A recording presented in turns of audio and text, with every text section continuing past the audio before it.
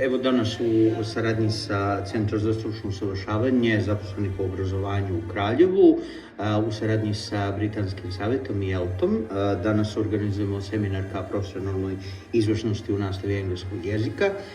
Ovo je drugi po redu seminar u ovoj kategoriji. Seminar je akreditovan i donosi nastavnicima potrebne bodove za stručno usavršavanje. Pored ostalog, služi nastavnicima tako da bi naravno svoje ideje podelili, da bi se, što se kaže, videli i družili i da bi našu nastavu jezika, odnosno stranog jezika, u ovom slučaju engleskog, podigli na što viši nivo uz pomoć Britanskog savjeta i našeg nacionalnog udruženja ELT-a.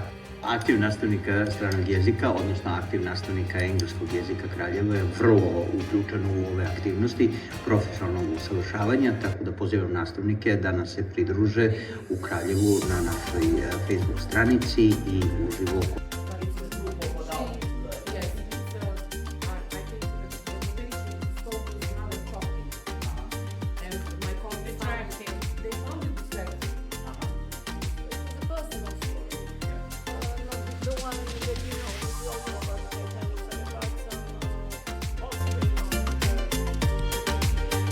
Veoma mi je drago što sam danas ovde u Centru za stručno usavršavanje zaposlenih u obrazovanju.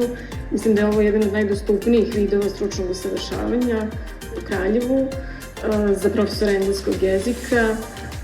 Uvek mi je drago da podelim svoje iskustvo sa kolegama i radujem se primeni naučenih veština u učionici sa svojim učenicima.